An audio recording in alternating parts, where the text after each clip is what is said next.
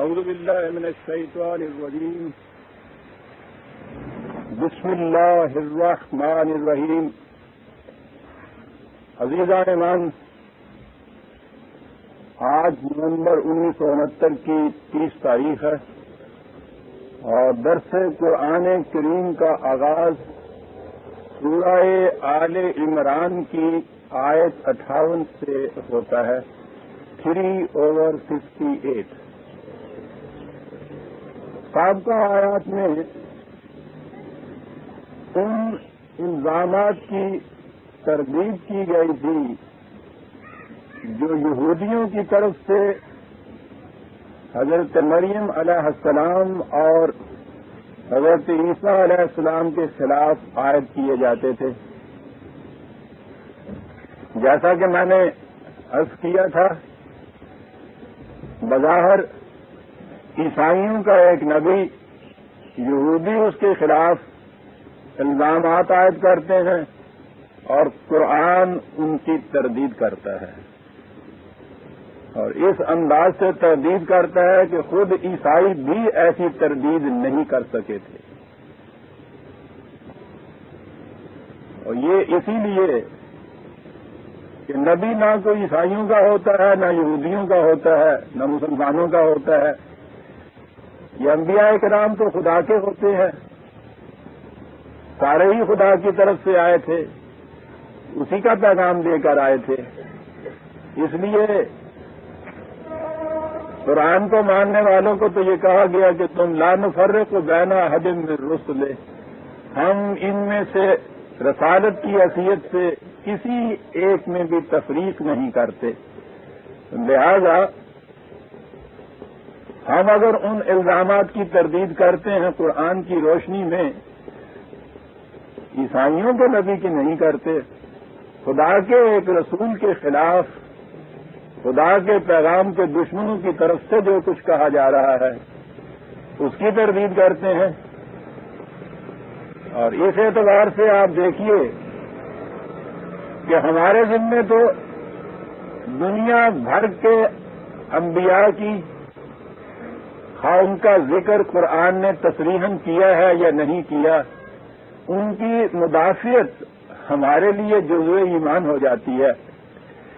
اتنی بڑی ٹالرنس ہی نہیں، براڈ مائنڈڈنیس ہے، کشادگی ظرف ہے، اور اس کا کسی پر احسان نہیں کہ ہم انہیں انہی جیسا بلکہ ان سے بہتر نبی تسلیم کرتے ہیں. وہ تو اپنے انبیاء کے خلاف پوچھو نہیں، تورات میں آپ دیکھیے کیا کچھ لکھا ہوتا ہے، ہمیں اس کی بھی تردید کرنی ہوتی ہے. پہلا جز جو تھا وہ ان الزامات کی تردید میں گزرا. اگلا جز آیا،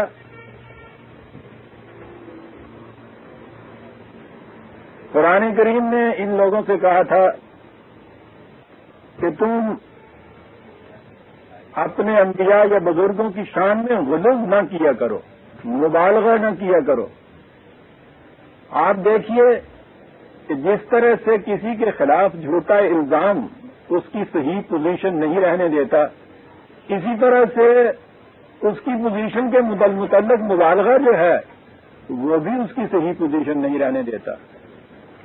وہ اگر افراط ہے تو وہ اگر تفریط ہے تو یہ افراط ہے. قرآن مبالغے سے منع کرتا ہے.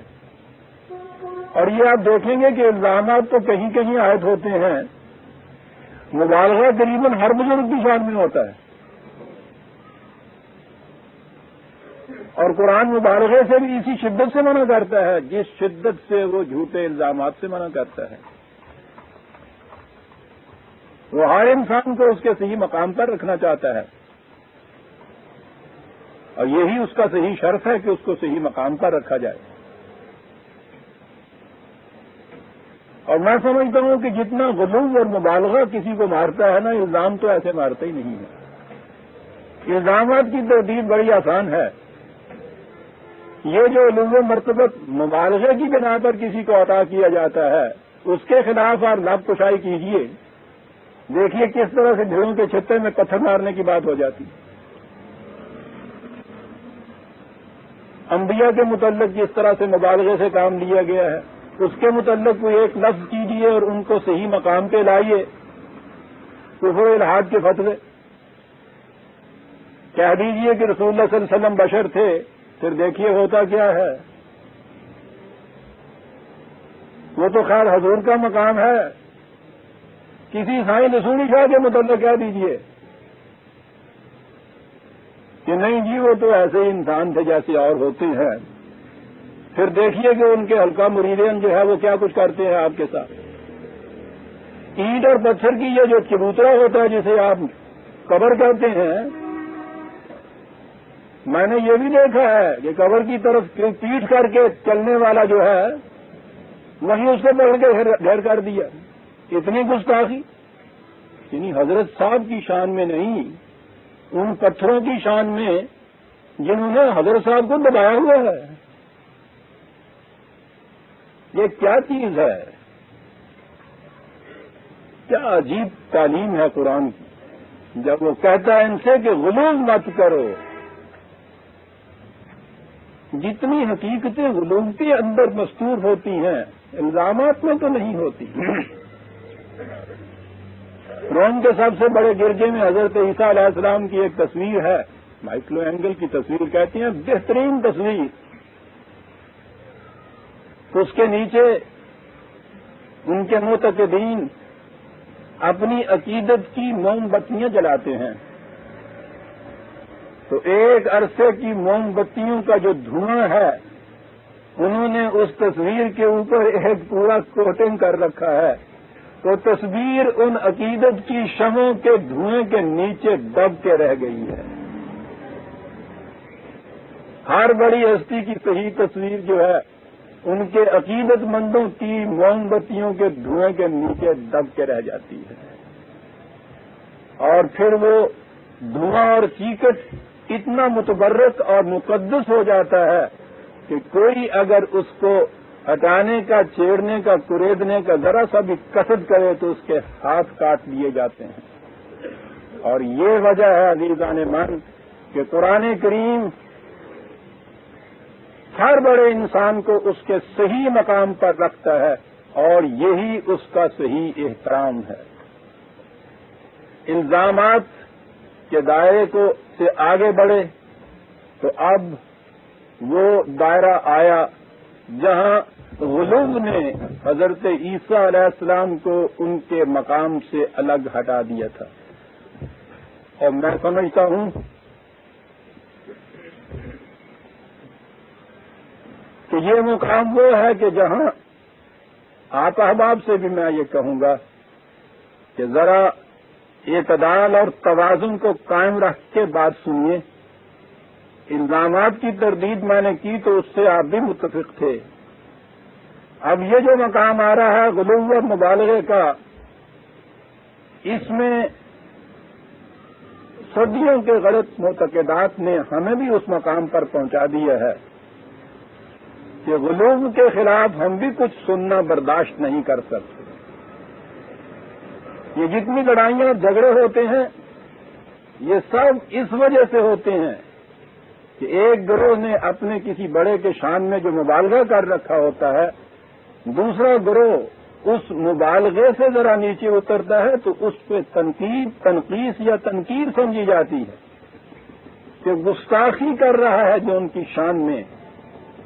اور یہ جو معاملہ ہے حضرت عیسیٰ علیہ السلام کا، ان کے متعلق تو خاص طور پہ مسلمان بہت ہی ٹچی ہو گیا ہوا ہے، حالانکہ اس کی وجہ کوئی نہیں تھی. عیسائیوں کے مذہب کی ساری عمارت اسی مبالغے کی بنیادوں پر استوار ہوتی ہے. حضرت عیسیٰ علیہ السلام بن باپ کے پیدا ہوئے، پوری نو انسانی میں ایک ایکسیپشن، بہت بڑی چیز ہے. وہ زندہ آسمان پہ اٹھائے گئے، ساری نو انسانی میں ایک ایکسیپشن، بہت بڑی چیز ہے. تو عام انسانوں سے جسے اس طرح سے الگ کیا جائے، اب اس کے لیے بن باپ کے پیدا ہوئے ابن اللہ، خدا کا بیٹا، جس کی پیدائش عام انسانوں جیسی نہیں، جس کی موت عام انسانوں جیسی نہیں، وہ سپر ہیومن کیوں نہیں بنے گا؟ وہ عام انسانوں سے بلند مقام کیوں نہیں رکھے گا؟ اسی لیے عیسائیت نے انہیں مقام الوہیت عطا کر دی۔ یہ پہلی بنیاد اگر تسلیم کر لی جائے تو اس کے اوپر جو عمارت استوار ہوتی ہے اس کی آپ تردید ہی نہیں کر سکتے۔ کیا کہیں گے انہیں؟ کس طرح سے آپ انسان کہیں گے؟ وہ زندہ آسمان پہ اٹھانے کے بعد تو پھر جب یہ اعتراض ہوا تو اس کے لیے آپ نے پھر یہ کیا وجہ کہ نہیں صاحب ان کو پھر آسمان سے اتارا جائے گا اور اس کے بعد ان کو پھر موت آئے گی۔ یہ اس اعتراض کا جواب ہے جو آپ کے اوپر وارد ہوتا تھا۔ لیکن یہ جو عقیدہ پہلے آگے آپ کے ہاں کہ پیدائش بھی خالق کی عادت ہے، عام انسانوں کسی نہیں ہے، اس کا تو جواب ہی آپ کے پاس نہیں تھا۔ عیسائیوں کے خلاف اگر آپ اعتراض بھی کر سکتے تھے تو یہی دو چیزیں تھیں کہ تم نے مبالغہ کیا ہے اپنے نبی کی شان میں تاکہ تم اس کو خدا بنا سکو۔ وہ انسان تھے، خدا کے رسول تھے، اسی میں ان کی عظمت تھی، اس کا ان کے پاس جواب نہیں ہو سکتا تھا۔ اور اس کے لیے جیسا کہ آپ کے ہاں ہوا، یہ ان کے عقائد آپ کے ہاں کی روایات کے اندر آ گئے۔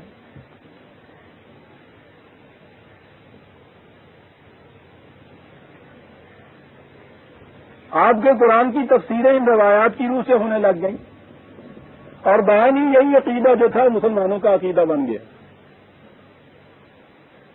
اب عیسائیوں کی ضرورت ہی نہیں رہی کہ حضرت عیسیٰ علیہ السلام کے متعلق اپنے عقائد کو صحیح ثابت کریں، وہ آپ خود انہیں صحیح مانتے ہیں اور اتنی شدت سے صحیح مانتے ہیں کہ آپ کے ہاں یہی عقائد جزو ایمان بن گئے ہیں۔ کسی شخص کے متعلق یہ کہا جائے کہ صاحب یہ کہہ رہا ہے حضرت عیسیٰ علیہ السلام کسی طرح ان کا باپ تھا، تو آپ دیکھتے ہیں کہ طبیعت ریوولٹ کرتی ہے، ابا کرتی ہے، اور پھر کفر کا فتویٰ ہے وہ تو جھٹ سے عائد ہوتا ہے۔ یا اگر کسی کے متعلق کہیے کہ یہ کہتے ہیں کہ نہیں صاحب حضرت عیسیٰ علیہ السلام نے وفات پائی تھی، تو اس کے خلاف آپ دیکھیے کیسا شور مچ جاتا ہے۔ یہ کیا چیز ہے؟ عیسائی اگر اسے نہیں مانتا کہ وہ باپ سے پیدا ہوئے تھے یا وفات پا گئے تھے، وہ عیسائیت کے دائرے سے خارج ہو جاتا ہے۔ عیسائیت کے لیے تو یہ ایمان کا حصہ ہے، بلکہ ایمان ہے عین ان کا۔ کمال یہ ہے کہ مسلمان اگر اس عقیدے کو نہیں مانتا تو وہ اسلام کے دائرے سے خارج ہو جاتا ہے۔ آپ کے ہاں یہ چیز کہاں جڑ ہوئے ایمان تھی؟ کہاں تھا یہ لکھا قرآن نے کہ جو شخص یہ چیزیں دو نہیں مانے گا وہ اسلام کے دائرے سے خارج ہو جائے گا؟ قرآن نے تو ان انبیاء کی رسالت پر ایمان لانے کے لیے کہا ہے، صرف اتنا ہی منواتا ہے وہ کہ انہیں آپ خدا کا رسول مان لیجیے۔ یہ کہاں اس نے یہ لکھا ہے کہ ان کے متعلق یہ بھی مانیے کہ دن باپ کے پیدا ہوئے تھے اور آسمان پہ زندہ چلے گئے تھے؟ زیادہ سے زیادہ آپ اس کو ایک مسئلے کی حیثیت دے سکتے ہیں۔ چلیے کسی نے اس طرح سے سمجھ لیا، یوں سمجھ لیا، دوسرے نے اس کے خلاف سمجھ لیا، اس کو کہیے کہ تم نے یوں سمجھ لیا، لیکن نہیں۔ اس کی جیسا میں نے عرض کیا، اس کی حیثیت آپ کے ہاں عقیدے کی، نظریے کی، خیال کی نہیں رہی، یہ ایمان کا جھوٹ بنا دیا گیا ہے۔ اور نظر آتا ہے کہ اس کے اندر کتنی بڑی عیسائیوں کی ایک گہری سازش تھی کہ آپس میں ہمارے ہاں اس مسئلے پہ سر بٹول ہو رہی ہے جو ہمارے ہاں مخاصمت عیسائیت کی جس ایشو پہ ہونی چاہیے تھی۔ یہاں 1000 برس سے آپ کے ہاں وفات و حیات مسیح اتنا اہم مسئلہ ہو گیا ہوا ہے کہ آج کل تو خیر اس قوم کو ایسی افراتفری پڑی ہوئی ہے کہ یہ چیزیں پھر بھی ذرا پیچھے بیک گراؤنڈ میں چلی گئی ہیں، ورنہ اس سے پیشتر جب یہ مسائل ان کے ابھی اپنے نہیں آئے تھے یہ مسائل اتنی اہمیت اختیار کر چکے ہوئے تھے، ہم نے اپنے بچپن میں بلکہ اس کے بعد کی جوانی کے عالم میں بھی اس قدر مناظرے، اس قدر مباحثے، پوچھو نہیں کیا ہوتا تھا سر۔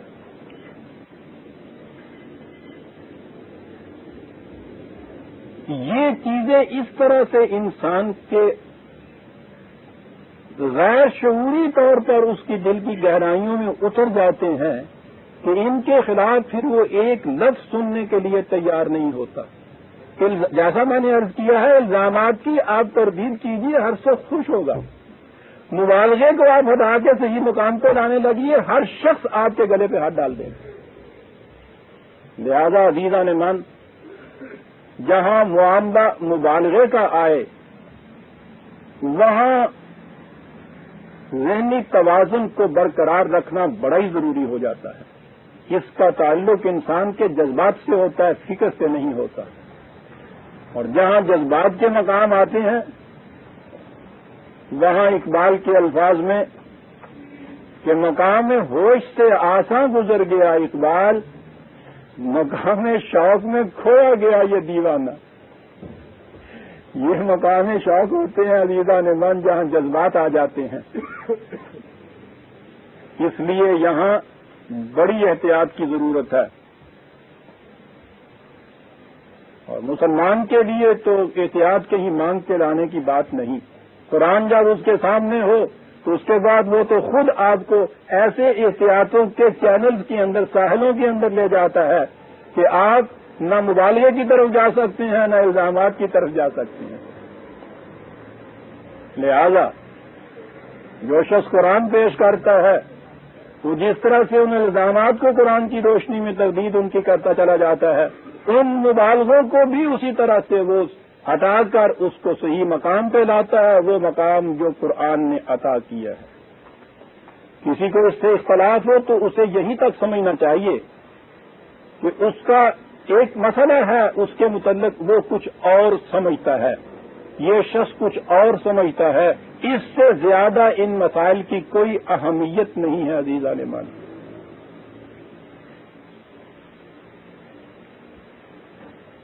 حضرت عیسیٰ علیہ السلام کو جو بن باپ کے مانتے ہیں، اس سے نہ ان کی رسالت میں کوئی عظمت پیدا ہوتی ہے، اور جو یہ مانتا ہے کہ نہیں وہ عام حالات میں اسی طرح پیدا ہوئے تھے جیسے دوسرے انسان پیدا ہوتے ہیں، اس سے ان کی رسالت میں کوئی کمی نہیں واقع ہوتی، اور ایمان ہم نے ان کی رسالت پہ لانا ہے، ان چیزوں پہ ایمان نہیں لانا ہے۔ یہ دلیل کے ساتھ خدا اس پہ قادر ہے یا نہیں، یہ تو کوئی کوشچن ہی نہیں کر سکتا۔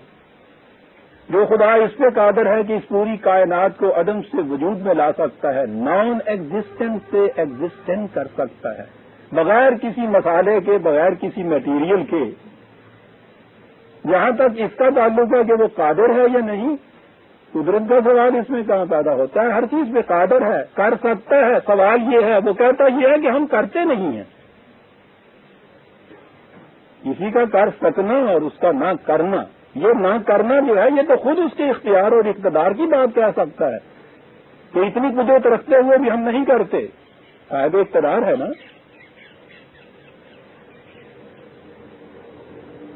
میں نے پچھلی دفعہ بھی عرض کیا تھا کہ اس کو تو اس نے خود ایسے حسین انداز میں بات بیان کی ہے، بدیع السماوات والارض، یہاں سے بات شروع کی ہے نا کہ ہم اس پوری کارگاہ کائنات کو عدم سے وجود میں لائے۔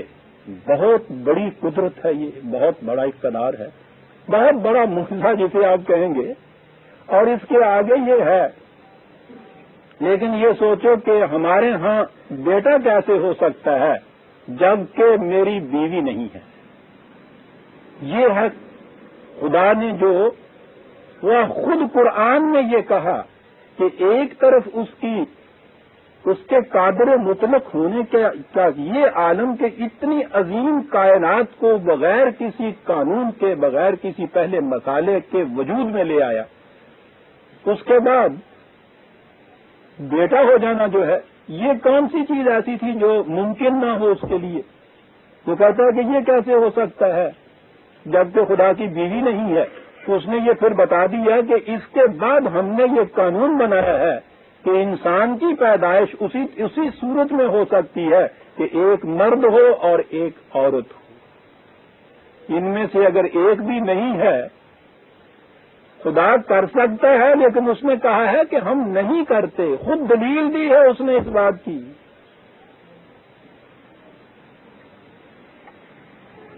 کہ بیوی کے بغیر، عورت کے بغیر بچہ نہیں پیدا ہو سکتا، تو میں نے کہا ہے کنورسلی مرد کے بغیر بچہ نہیں پیدا ہو سکتا۔ یہ خدا کا قانون ہے اور اس قانون کو وہ توڑتا نہیں ہے، وہ خود کہتا ہے کہ کیسے یہ ہو سکتا ہے جبکہ اس کی بیوی نہیں ہے۔ تو دلیل تو یہ خدا کی دی ہوئی، اس دلیل کی روح سے اگر یہ مان لیا جائے کہ باپ کے بغیر نہیں ہو سکتا تو خدا کے قادر مطلق ہونے میں کوئی فرق نہیں پڑتا ہے جب اس نے خود یہ دلیل دے دی ہے۔ لہذا اسے اس طرح سے نہ لیجیے کہ اگر کسی نے اسے یوں مان لیا اور وہ کہے کہ قرآن کی روح سے ایسا مجھے نظر آتا ہے تو اس کے خلاف کفر کے فتوے لگ گئے کہ صاحب دیکھیے یہ شخص اس چیز کو بھی نہیں مانتا۔ یہ چیزیں اجزائے ایمان نہیں ہیں عزیزان من۔ اور اس تمہید کے بعد میں ادھر آتا ہوں کہ قرآن کریم نے الزامات کی تردید کے بعد اب عیسائیوں کی طرف وہ آیا ہے اور ان سے کہا ہے کہ تم حضرت عیسیٰ علیہ السلام کے متعلق یہ عقائد رکھتے ہو، دن بعد کے پیدا ہوئے، پھر اس کے بعد ان کو ابن اللہ بنایا، یہ نہیں ہے۔ تو کیا صورت ہے حضرت عیسیٰ کی؟ اتنا مسئلہ عیسیٰ ابن اللہ ہے کا مسئلہ آدھا بات ایسی صاف تھی، لیکن اس کا کیا علاج کے پہلے سے ایک عقیدہ قائم کیا ہوا ہے ہم نے، وہ عقیدہ اپنے مقام پہ رہے، قرآن کو اس کے مطابق دے آیا جائے۔ عیسیٰ کی مثال خدا کے نزدیک یہ العام جو ترجمہ ہے آدم کی مثال ہے۔ پہلے تو آدم کے متعلق ہمارے ہاں عقیدہ وہ آیا جو تورات میں دے رکھا ہوا ہے۔ آدم پہلا ایک فرد تھا۔ میں نے عرض کیا تھا کہ آج یہ بات تو آسانی سے سمجھ میں آ جاتی ہے کہ انسان کے ہاں بچہ کیسے پیدا ہوتا ہے، یہ روزمرہ کی بات ہے، ہر شخص جانتا ہے۔ لیکن یہ بات کہ صاحب پہلا انسانی بچہ کیسے وجود میں آ گیا، یہ بڑا مشکل مسئلہ ہے۔ مرد اور عورت کے وجود کے بعد آگے پھر چل پڑنا سلسلے کا، یہ بات تو آسان ہو جاتی ہے۔ یہ ابتدا کیسے ہوئی، یہ تھا نا مشکل مسئلہ۔ اس مسئلے کا حل اسی صورت میں ہو سکتا تھا کہ پہلے کسی طرح سے ایک مرد کو یا ایک انسان کو، ایک فرد کو کسی طرح سے وجود میں لے آئیں، اس کو بنا ڈالیں کسی طرح، بن جانے کے بعد یہ مسئلہ آسان ہو جاتا تھا نا۔ اسے بنایا، مٹی لی، اس مٹی کا ایک پتلا بنایا، پھر اس مٹی کے پتلے کے اندر روح پھونکی، پھر وہ مرد بن گیا۔ اب مرد تو ایک بنا لیا، مشکل پھر پیش آئی آگے کہ اب اس کے بعد عورت کی ضرورت، تو اس کے لیے پھر ایک مٹی کا پتلا نہیں بنایا، پتہ نہیں مٹی مک گئی خبر، پھر اسی پتلے کی پسلی کو چیرا، اس کے اندر سے وہ ایک بچہ نکالا، تو خیر نل کاکی سی،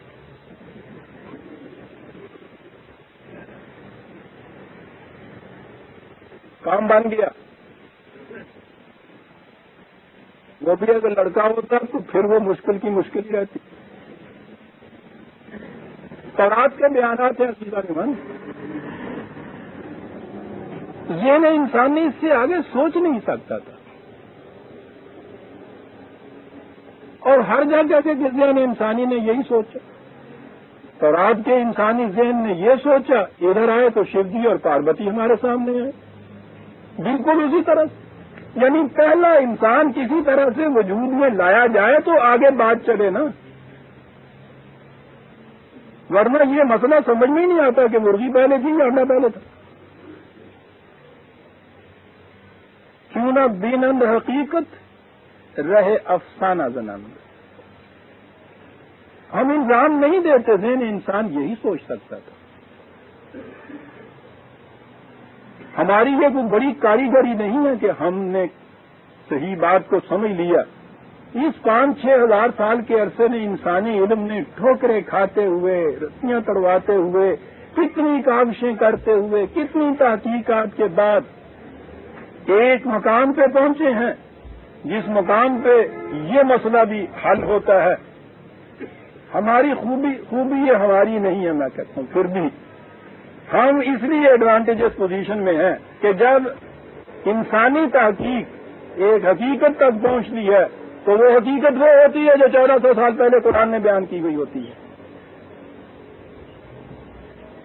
انسانی تخلیق کا مسئلہ آپ کی ایوولوشن کی تھیوری نے آگے حل کر دیا سر. نظریہ ارتقاء کی روح سے 2 اور 2 4 کی طرح بات سامنے آ گئی سر. زندگی کی ابتدا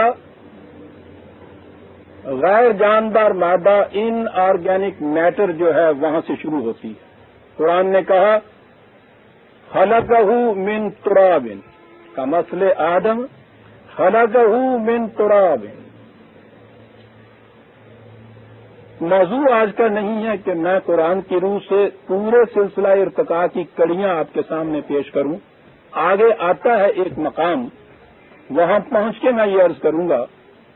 اور اس سے پہلے جہاں سورہ بقرہ میں یہ داستان آدم و ابلیس آئی تھی وہاں بھی میں نے اس کو بیان کیا تھا.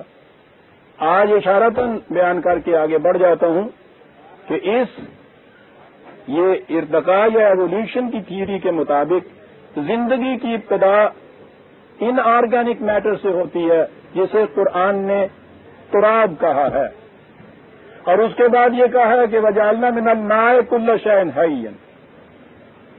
پھر اس کے ساتھ جب پانی کا چھینکا دیا جاتا ہے تو اس میں سے زندگی کی نمود ہو جاتی ہے. اسے وہ تین لازب کہتا ہے. چپکنے والی مٹی، یہی ہے وہ چپکنے والی مٹی. یہ جوہروں کے کنارے یا سمندروں کے کنارے پہ جب سورج کی تمازج اس پہ پڑتی ہے تو وہ سوکھتی ہے. اور اس طرح سے سمندر کے اندر جو سیلز ہوتے ہیں وہ مٹی کے اندر مل کے ذرا سی ان میں حرارت جب ہوتی ہے تو اس کے اندر سے زندگی کے پہلے جرثومے پیدا ہوتے ہیں. وہ جرثومہ جو ہوتا ہے اس کے اندر ابھی نر اور مادے کی تمیز نہیں ہوتی، وہ ایک ہی ہوتا ہے. اسی کو قرآن نے نفس واحدہ کہا ہے. پھر وہ جرثومہ ذرا آگے بڑھ کے اگلی منزل میں وہ جوش نمود سے یہ نفس شاہی کا ہے، وہ خود پھٹتا ہے، 2 حصوں میں تقسیم ہو جاتا ہے. اس میں سے ایک حصہ جو ہے وہ نر کا ہوتا ہے، دوسرا حصہ جو ہے وہ مؤنث کا ہوتا ہے. اسے ڈاٹر سیلز کہتے ہیں وہ، یا سسٹر سیلز کہتے ہیں. یونیلیٹرل سے اب یہ 2 میں ہو جاتا ہے. قرآن نے جو کہا تھا کہ زندگی کی ابتدا نفس واحدہ سے ہوئی، اور وہی نفس واحدہ جو ہے اس کے بعد اس میں سے نر اور مادہ پیدا ہو گیا. لیجئے پہلا مسئلہ حل ہو گیا آپ کا. اس کے بعد میں نے عرض کیا ہے کہ مختلف کڑیاں سلسلے کی طے کرتے ہوئے زندگی، پھر اس کے بعد قرآن بتاتا ہے رینگنے والے پیدا ہوئے، پانی میں تیرنے والے پیدا ہوئے، اڑنے والے پیدا ہوئے، دودھ دینے والے پیدا ہوئے، اور اس کے بعد آگے بڑھ کے پھر بشریت کے پیکر کے اندر زندگی آ گئی. اور یہاں آنے کے بعد پچھلی کڑیوں سے ایک فرق پڑا، اور وہ یہ کہ اسے صاحب اختیار اور ارادہ بنایا گیا. اس کے اندر ایک ایسی توانائی عطا کر دی کہ جو خدا کی شان کی توانائی تھی. خدا خود نہیں تھا، اس کے عالم امر کی ایک شے تھی جو انسان کے اندر داخل کر دی گئی. وہ شے کہ جسے ہم انسان کی ذات یا نفس یا پرسنالٹی یا قوت ارادی کہتے ہیں. یہ دوسری بات ہو گئی. قرآن نے یہ بتایا تھا سلسلہ ارتقاء، اس کے لیے اس کو پہلے مٹی کا ایک پتلا بنانے کی ضرورت نہیں تھی۔ یہ تورات کا بیان تھا، یہ قرآن کا بیان ہے، اور میں نے جیسا عرض کیا ہے، میں لکھ چکا ہوں اپنی کتابوں کے اندر اس پوری تفصیل سے قرآن کی ساری کڑیاں ایک ایک دے کے، اور آج تک جہاں یہ ایوولوشن کی تھیوری سائنٹیفک بیسس پہ جس مقام پہ پہنچی ہے، اس کی ہر سٹیج کے مطابق قرآن کی آیت میں نے دی ہے۔ اس میں یوں آ رہی ہے کڑی بکڑی قرآن کی آیت، اسی طریق سے جس طریق سے آج یہ آپ کی ایوولوشن کی تھیوری کی کڑیاں آتی ہیں اوپر تک۔ یہ جو یہاں آدم قرآن کریم نے کہا ہے، یہ وہی لفظ ہے جسے اپنے ہاں ہم آدمی کہتے ہیں۔ قرآن میں آدمی نہیں آیا، اس کی جگہ لفظی آدم ہے، اس کے معنی آدمی ہے۔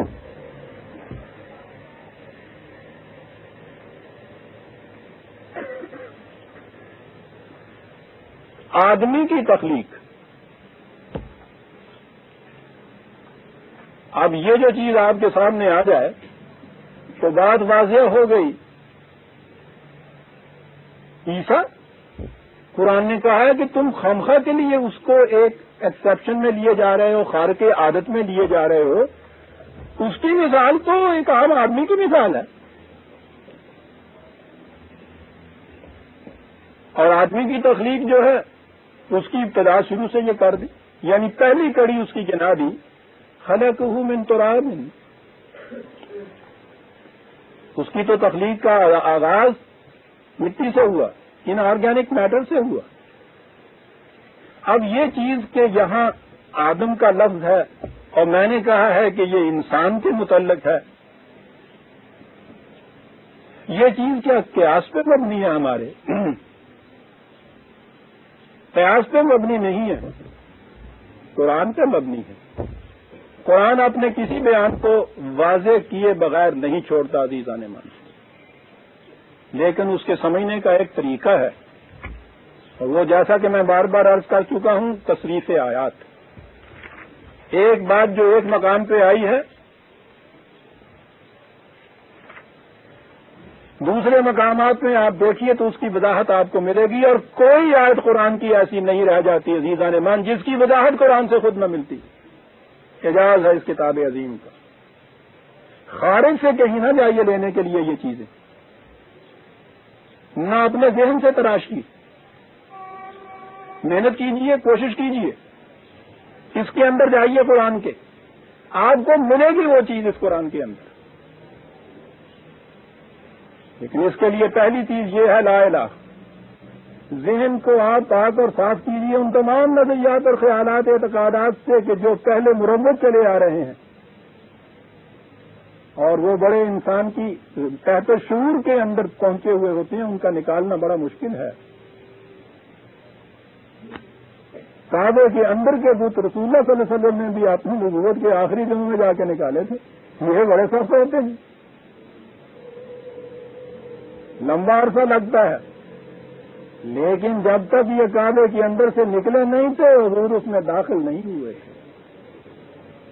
یہ مکان پہلے خالی ہونا چاہیے، پھر بستا ہے، لا الہ کے بعد الا اللہ آتا ہے۔ قرآن کے سمجھنے کا طریقہ یہ عزیزان من کہ ان تمام چیزوں کو نکالیے پہلے، اور معتقدات تو انسان کی عزیز ترین متاع ہوتے ہیں، ان کا نکالنا آسان نہیں ہوتا، ٹھیک ہوتا ہے آدمی۔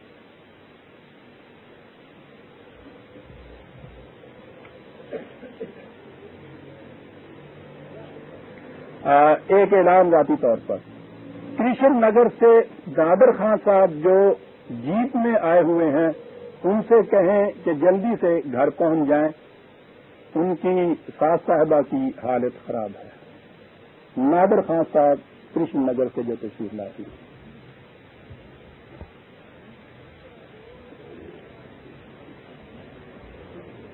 اللہ تعالیٰ اپنا فضل کرے نادر صاحب۔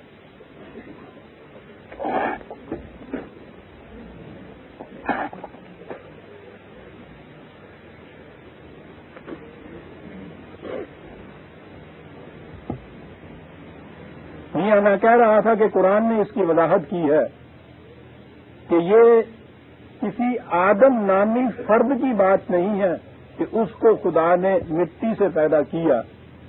22/5 22/5 یا ایھا الناس، دیکھیے خطاب ہوتا ہے تمام انسانوں سے، اے نو انسانی.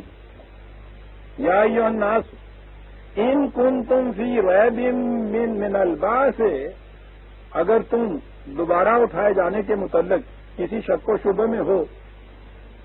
پھر سن رکھیے کہ انسانوں سے خطاب ہو رہا ہے، یا ایھا الناس کہہ کے خطاب ہو رہا ہے. اگر تمہیں یہ ہو تو فَإِنَّا خَلَقْنَاكُم مِّن تُرَابٍ، تو تم اس پہ غور نہیں کرتے کہ ہم نے تو تمہیں ابتدا میں تراب سے پیدا کیا تھا، تمہارا آغاز وہاں سے ہوا تھا. تو جو خدا یہ کر سکتا ہے کہ وہ بے جان مادہ جس میں زندگی کی نمود تک نہیں، اس میں سے اس قسم کا انسان پیدا کر دے، اس کے لیے یہ مشکل ہے کہ اس انسان کو موت کے بعد زندہ کر دے. میں کہہ یہ رہا تھا انا خلقناکم یا ایھا الناس انا خلقناکم من تراب، پوری نو انسانی کے متعلق ہے. لہذا جہاں کہا ہے کہ آدم کو خلقہ من تراب، آدمی کے متعلق ہے، انسان کے متعلق ہے. پھر آگے کیسے چلا سلسلہ یہاں موجود ہے، من تراب ثم من نطفۃ ثم من علقۃ ثم من مضغۃ مخلقۃ وغیر مخلقۃ. اب دیکھتے ہیں کڑیاں کیسے گنا رہا ہے قرآن تراب سے پیدا کرنے کی. نطفے کی حالت کے اندر آئے، پھر ایک مضغہ کی صورت پیدا ہوئی، اس کے اندر متشکل غیر متشکل، لنبین لکم، پھر اس میں گردشیں دی تمہارے سے، مختلف گردشیں دیتے ہوئے نقر فی الارحام ما نشاء الی اجل مسمى، پھر تمہارا مستقر جو تھا ٹھہرنے کا مقام، رہنے مادر تھا ایک وقت مقررہ تک کے لیے، ثم نخرجکم طفلا، پھر بچے کی صورت میں تم باہر آ گئے، ثم لتبلغوا اشدکم، یہ آگے پھر جوان ہوئے. آپ دیکھ رہے ہیں کہ یہ تراب سے سلسلہ شروع کر کے کہاں لا رہا ہے. یہ ہے تخلیق آدم، یہ ہے آدمی کی پیدائش کے سلسلے. تو جہاں وہ کہتا ہے کہ آدم کے متعلق خلقہ من تراب، تو یہ نہیں ہے کہ وہ الگ کوئی ایک فرد ہے جس کو مٹی کا پتلا بنایا گیا ہے. وہ تو سارا قرآن کہتا ہے الناس کو کہ ہم نے تم کو مٹی سے پیدا کیا، خلقناکم، اور اس کے بعد یہ ساری کڑیاں گنا رہا ہے جن کی روح سے ایک بچہ پیدا ہوتا ہے. کہاں لکھا ہے کہ یہاں جو آدم نے کہا ہے وہ یہ ان کڑیوں میں سے نہیں گزرا ہے؟ سارے قرآن میں کہیں نہیں. میں نے عرض کیا ہے نا کہ یہی لفظ جو ہمارے ہاں آدمی ہے، یہی عربی زبان میں جسے آدم کہتے ہیں، یہاں الناس کا ہے قرآن میں. ذرا اور آگے چلیے. بے شمار مقامات میں یہ چیز ہے، تو 2-4 نہیں، میں تو اختصار کی غرض سے صرف 2-4 آیات مثال کے طور پہ پیش کیا کرتا ہوں، ورنہ اگر آپ دیکھیں گے تو آپ کو بے شمار مقامات میں یہ بات ملے گی.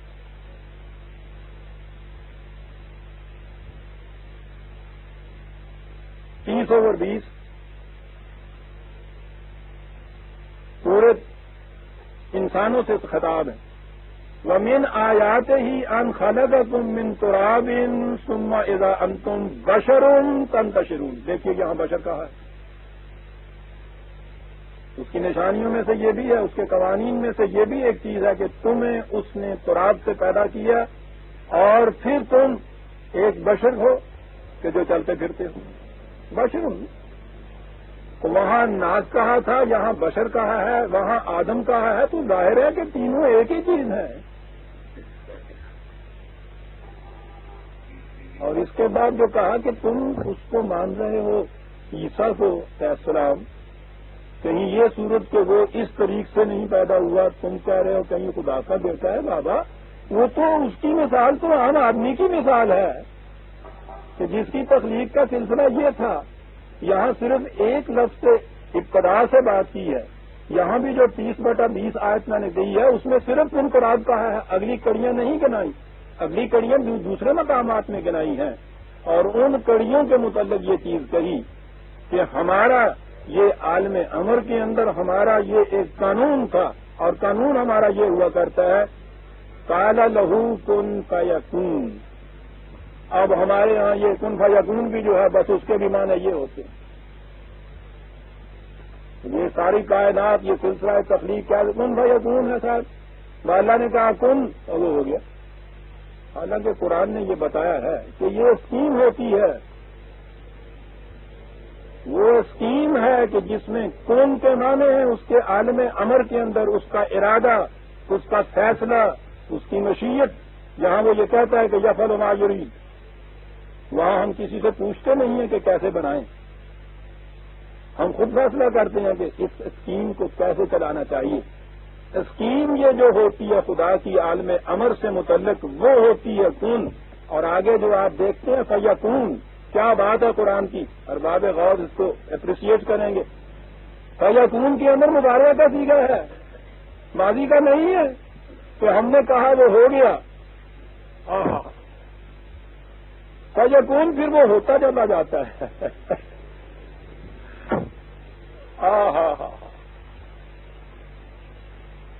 یہ کوئی پاس ماضی کی بات نہیں ہے، وہ تو عالم امر کی بات تھی ابتدا کی. وہ تو ہے کن کی صورت میں ہم کہتے ہیں ہو جا، وہ اس کڑی سے پہلی کڑی کی بات ہے. اور یہ بھی نہیں ہے کہ وہ ایک دفعہ کہیں اس نے کن کہہ دیا ہے اور بس اس کے بعد پھر یہ سلسلہ جو ہے ہو گیا. یہ ایک پروسیس ہے، یہ ایک طریق ہے، یہ ایک عمل جاریہ ہے، اس میں استمرار ہے، دوام ہے، ہمیشگی ہے. ایسے ہوتا ہے. جو اسکیم بھی ہمارے سامنے آتی ہے اس کے لیے ایک فیصلہ ہمارا ہوتا ہے پہلے علم خدابندی کا. اسے اس نے ان سے کہا کہ آؤ مشہود ہو جا، اے ہمارے فیصلے تو مشہود ہو جا. اور پھر اس کے بعد وہ ہوتا چلا جاتا ہے اور ایسا ہم کرتے چلے جاتے ہیں. یہ تخلیق کا امر جاری ہے. وَيَزِيدُ فِي الْخَلْقِ مَا يَشَاءُ وہ کہتا ہے یہی نہیں ہے کہ ایک دفعہ ہم نے یہ کر دیا ہے وہ بنا کے پورے کا پورا کمپلیٹ فارم کے اندر ساری یونیورس آ گئی. ایک کمپلیٹ فارم قطعاً نہیں. ہم اپنی تخلیق میں اضافہ کرتے رہتے ہیں. اضافے بھی یہ کیسے ہوتے ہیں؟ یہی کن فیکون کے اس نقشے کے مطابق، ہمارے اسکیم کے مطابق جس شے کو بھی ایک وجود میں آنا ہوتا ہے پھر اس کے متعلق پہلے ایک نقشہ بنتا ہے. علم الہی میں اس کی ایک اسکیم ہوتی ہے اور اسکیم کے متعلق تو قرآن کریم نے یہ کہہ دیا ہے کہ اس کی ابتدا ہم اس کے پست ترین سطح سے کرتے ہیں. یدبر الامر من السماء الى الارض، وہاں سے ہم تدبیر کرتے ہیں اور پھر عرض سے اس کی ابتدا کرتے ہیں. ثم یعرج الیہ فی یوم کان مقدارہ الف سنۃ مما تعدون. پھر وہ آہستہ آہستہ اپنی انتہا تک چڑھتا چلا جاتا ہے، چڑھتا چلا جاتا ہے. ایک ایک دور میں جس کا طول تمہارے حساب و شمار سے ہزار ہزار سال ہوتا ہے.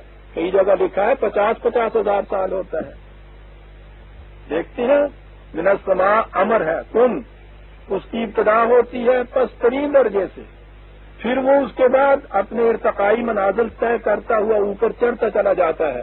ایک ایک دور 50,000 ہزار سال کا بھی ہوتا ہے. یوں جا کے پھر وہ فیکون ہوتا ہے جسے ہم نے کہا کن اور فیکون. عجیب چیز ہے قرآن. کیوں نہ ہو یہ اس خدا کا ہے کہ جس نے یہ سارا سلسلہ اس طرح سے جاری کیا. سائنس کسی چیز کو یاد نہیں کرتی ہے جیلمان، وہ ان چیزوں کو ڈسکور کرتی ہے.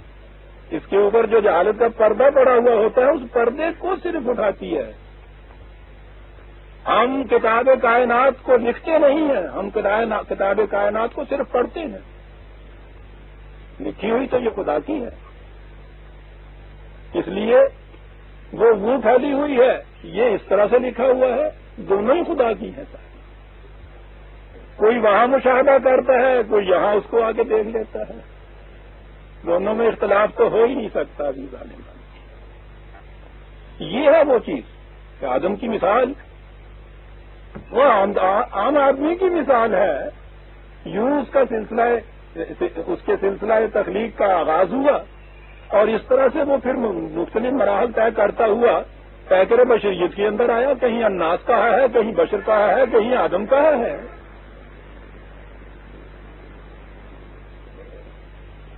پروسیس کے مطابق، کوئی ایکسیپشن نہیں اس کے اندر حضرت عیسیٰ کے متعلق.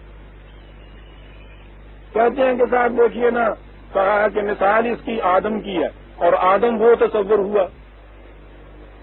میں کہتا ہوں علاوہ اور باتوں کے اس میں تو اعتراض اتنا بڑا پڑتا ہے کہ اگر آدم کی مثال ہے عیسیٰ کی، تو آدم کے متعلق تو آپ کا عقیدہ یہ ہے کہ اس کا نہ باپ تھا نہ ماں تھی. یہی ہے نا عام عقیدے کے مطابق، جس کو آپ مٹی کا پتلا بناتے ہیں، ان کا تو نہ باپ تھا نہ ماں تھا آدم کی.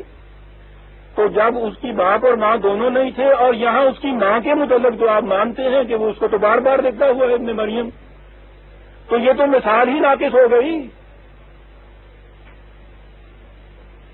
خدا کی طرف یہ منسوب کر رہے ہیں کہ وہ ایک مثال پیش کرتا ہے، اور مثال اتنی ناقص ہے کہ جس کی مثال پیش کرتا ہے وہ تو پیدا ہوا تھا بن ماں اور باپ دونوں کے، اور جس کو پیش کرتے ہیں آپ مشبہ بھی کے ساتھ، وہ ہے کہ جس کی ماں کا آپ خود اقرار کرتے ہیں کہ وہ تھی. مثال ہی ناقص ہے. مینا سزد خدا را، بات ہی غلط ہو جاتی ہے اگر اس کا یوں لیں آپ. تو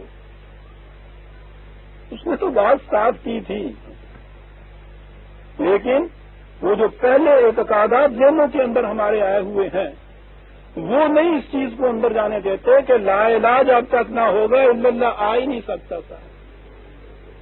سمجھ میں آ سکتی ہیں یہ باتیں، بشرطے کہ ذہن پہلے ان چیزوں سے خارج کیا جائے. وہ جو اس نے کہا تھا نا لا یمسہ الا المطہرون، اس کا ترجمہ ہم نے اپنی ذہن کی سطح کے مطابق کر لیا کہ قرآن کو چھونے کے لیے پہلے پاک صاف ہونا چاہیے، اور وہ نہا کے غسل کر کے وضو کر کے وہاں تک ہم رہے، وہ بھی ٹھیک ہے کہ پاک صاف تو ہونا چاہیے. بات تو یہاں یہ نہیں کہی گئی.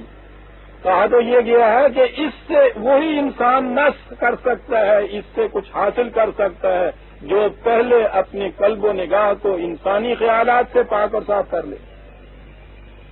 قرآن سمجھ میں نہیں آ سکتا اگر اس کے اندر اور بت بیٹھے ہوئے ہیں. بیان میں نقطہ توحید آ تو سکتا ہے، تیرے دماغ میں بت خانہ ہو تو کیا کہیے. دماغ کو بت خانوں سے پاک کرنے سے عزیزان من خدا کی کتاب سمجھ میں آتی. یہ کہنے کے بعد کہا الحق بن ربے کا، لو حقیقت آ گئی تمہارے پارے خدا کی طرف سے، حق آ گیا تمہاری خدا کی طرف سے. فلا تکن من الممترین. تو اے مخاطب، اب تو تمہیں کوئی جھگڑا نہیں کرنا چاہیے اس معاملے کے اندر. ہم نے تو بات صاف کر دی، اب تو کوئی چیز شک و شبہ کی نہیں رہی، لہذا جھگڑے کی کوئی بات نہیں رہی. تھوڑی سی بات آگے، بات دوسری چلی ہے لیکن حضرت عیسیٰ علیہ السلام کے متعلق ہے، وہ بھی معرض کر دوں. وَإِذْ قَالَ اللَّهُ يَا عِيسَى ابْنَ مَرْيَمَ أَأَنْتَ قُلْتَ لِلنَّاسِ اتَّخِذُونِي وَأُمِّيَ إِلَٰهَيْنِ مِن دُونِ اللَّهِ قَالَ سُبْحَانَكَ مَا يَكُونُ لِي أَنْ أَقُولَ مَا لَيْسَ بِي حَقٌّ إِن كُنتُ قُلْتُهُ فَقَدْ عَلِمْتُهُ تَعْلَمُ مَا فِي نَفْسِي وَلَا أَعْلَمُ مَا فِي نَفْسِكَ إِنَّكَ أَنْتَ عَلَّامُ الْغُيُوبِ. خدا ان سے پوچھے گا کہ عیسیٰ کیا تم نے اپنی اس قوم سے، اپنی اس امت سے کہا تھا کہ میری اور میری ماں کی پرستش کیا کرو، معبود بنا لیا کرو؟ بات یہ نہیں ہے کہ وہاں اکٹھے ہوں گے یہ کہا جائے گا. سوال یہ ہے کہ یہ کیفیت ہے کہ یہ لوگ کہتے ہیں کہ یہ حضرت عیسیٰ کی تعلیم ہے. قرآن یہ کہتا ہے کہ جب حضرت عیسیٰ سے پوچھا جائے گا تو وہ کہے گا کہ یا اللہ توبہ توبہ، میں بھلا اس قسم کی کوئی بات کہہ سکتا تھا، اور تو سب کچھ جانتا ہے. یہ الگ بات ہے کہ جن چیزوں کو تو نہیں ہمیں بتانا چاہتا اپنے علم میں سے، وہ ہم تو نہیں جانتے، وہ تو تیری بات ہے. لیکن ہماری تو ہر بات تو جانتا ہے، جو ہم کہتے ہیں وہ بھی جانتا ہے، جو ہمارے دل میں وہ بھی جانتا ہے. تو اچھی طرح سے واقف ہے. میں یہ بات کہنے لگا تمہارا رسول ہوتا تو یعنی ان کو ابھی سے حجت کر دی کہ تمہارا رسول جو ہے وہ اس طرح سے اس سے انکار کرے گا. اس کی تعلیم یہ نہیں تھی، یہ کہا گیا ہے تھا. ما كنت لهم الا ما امرني به ان اعبدوا الله ربي وربكم. میں نے تو اس کے سوا کچھ کہا ہی ان سے نہیں کہ صرف ایک خدا کی محکومیت اختیار، وہ تمہارا بھی رب ہے، وہ میرا بھی رب ہے. وَكُنْتُ عَلَيْهِمْ شَهِيدًا مَا دُمْتُ فِيهِمْ. جب تک میں ان میں تھا میں اس بات میں ان کی نگرانی کرتا تھا کہ یہی ان کا عقیدہ ہو، یہی ان کا مسلک ہو، میں اس کا نگران تھا، میں اس پر گواہی دیتا تھا، میں ذمہ دار تھا۔ فلما تو وہ پیدا نہیں کنتا انتر رقیب آ رہی، پھر جب مجھے تو نے وہ بات دے دی تو میں تو ان میں رہا نہیں۔ اس کے بعد انہوں نے کیا کیا یہ تو جانتا ہے، تو ان کے اوپر نگران تھا، میری ذمہ داری تو ختم ہوتی ہے۔ انت علی کل شیء شہید، اور تو ہر شے کے اوپر گواہ ہے۔ میری ذمہ داری اس وقت تک کے تھی جب تک کہ میں ان میں تھا، جب تم نے مجھے وفات دی پھر میں ذمہ دار نہیں رہا۔ کیسی صحیح صاف بات ہے۔ آپ کو پتا ہے کہ یہ آیت آپ کی تاریخ میں کہاں چسپاں کی جاتی ہے؟ بخاری شریف کی حدیث کہ نبی اکرم صلی اللہ علیہ وسلم نے فرمایا کہ قیامت میں میں دیکھوں گا کہ فرشتے گروہ در گروہ لوگوں کو جہنم کی طرف لیے جا رہے ہیں۔ میں غور سے دیکھوں گا تو پکاروں گا کہ یا اللہ صحابی یا صحابی، یا اللہ یہ تو میرے صحابہ ہیں، یہ تو میرے صحابہ ہیں، یہ جہنم کی طرف کہاں لیے جا رہے ہیں؟ ان کے کیا ہو رہا ہے؟ سنیے عزیزان من، بخاری کی حدیث ہے۔ صحابی کا خدا کی طرف سے یہ جواب ملے گا کہ تیرے مرنے کے بعد یہ سب مرتد ہو گئے تھے معاذ اللہ، اس لیے ان کو جہنم میں لیے جائیں گے۔ تو حضور یہ فرمائیں گے کہ وَكُنْتُ عَلَيْهِمْ شَهِيدًا مَا دُمْتُ فِيهِمْ فَلَمَّا تَوَفَّيْتَنِي أَنْتَ رَقِيبِ، تو ٹھیک ہے جب تک میں ان میں تھا میں ذمہ دار تھا، جب میں مر گیا اس کے بعد تو جان یہ جان، ٹھیک ہے انہوں نے کہ یہی ہوگا، سوتے ہوئے نہیں جانا۔ یا اللہ یا اللہ، صحابہ کے بار جن کے متعلق قرآن کہتا ہے کہ مومنین حقا تھے، حقا، مہاجرین اور انصار دونوں کا نام لے کے قرآن کہتا ہے۔ قرآن کہتا ہے کہ ہم نے ان کو بخش دیا، ان کے لیے جنت لکھ دی، ان کو بشارتیں دے دو اے رسول اس کی۔ ان صحابہ کے متعلق آپ کے ہیں بخاری شریف کی، اور یہ وہاں ہے کہ حضور نے کہا کہ میں بھی اس وقت اپنے بھائی عیسیٰ کی زبان میں یہ کہوں گا کیسی یہ قرآن کی آیت کہ یہاں جب تک میں ان میں تھا میں ذمہ دار تھا، میرے مرنے کے بعد پتہ نہیں انہوں نے کیا کہ اللہ ہے۔ حضرت عیسیٰ علیہ السلام کی پھر بات آ رہی ہے، ان تعذبہم فإنہم عبادک وإن تغفر لہم فإنک انت العزیز الحکیم۔ ٹھیک ہے تو جان یہ جانے معاملہ ان کے ساتھ ہے، ٹھیک، ان کا جرائم ایسے ہیں جو سزا کے مستحق ہیں، یہ سزا تو تیرے بندے ہیں، مجھے کیا اس سے؟ کیا بات ہے؟ میرا تعلق تو اس تعلیم سے تھا، اس تعلیم پہ جو رہے ہیں وہ تو میرے تعلیم اس سے پھر گیا، میرا تعلق ہٹ گیا، تیرے بندے ہیں بنا مدوسا بھری۔ کیا بات یہ کہنے کی کہا، کتنا حسین انداز ہے، ٹھیک ہے۔ اور اگر تو سمجھتا ہے کہ کوئی چیز ان کی ایسی ہے جس سے کچھ حفاظت کا سامان نکل سکتا ہے تو حفاظت کا سامان ہے، میں تو بالکل دخل نہیں دیتا۔ یہ وہ رسول ہیں جن کے متعلق ان کا عقیدہ یہ ہے کہ انہوں نے اپنی جان صلیب پہ دے دی تاکہ اپنی امت کے تمام گناہوں کا کفارہ ادا کر دیں۔ یہ تمام گناہوں کا کفارہ ادا کرنے والا رسول یہ کہہ رہا بڑی ذمہ ہو کے کھڑا ہے کہ میرا واسطہ ان لوگوں سے نہیں ہے، تو بخش دے، تو عذاب دے دے۔ ان کا انت العزیز الحکیم، آہا قرآن کریم وعد آ جاتا ہے۔ بات یہاں عذاب و مغفرت کی تھی، عام حالات میں ذہن میں یہ ہے کہ یہاں آنا چاہیے تھا کہ ان کا انت الغفور الرحیم، تو بخشنے والا ہے، رحم کرنے والا ہے۔ انت العزیز الحکیم، تو ہر فیصلے قانون کے مطابق کرتا ہے، غالب ہے تو، نہ تیرے قانون حکمت کے اوپر مبنی ہے، تو جان تیرا قانون جانے اس کے مطابق فیصلہ کرتے، مجھے سے کیا کرنا ہے؟ غفور رحیم کہاں نہیں؟ جب سے حضرت عیسیٰ کی کفارے پہ آ جاتا ہے کہ تھوڑی سی شاید دے گئے۔ قرآن ہے عزیزان من، قال اللہ ھذا یوم ینفع الصادقین صدقہم، جواب دے گا کہ آج نہ کوئی رشتہ داری، نہ کسی نبی سے کوئی نسبت، نہ یہ کہ ہم اس کی امت میں سے ہیں یا اس کے واسطے میں سے ہیں، آج تو صرف اس شخص کو اس کے عمل کا بدلہ ملے گا جس نے اپنے ایمان کو اپنے اعمال سے سچا کر دکھایا، سچوں کو ان کے صدق کا بدلہ مل جائے، جواب ملتا ہے خدا کی طرف سے۔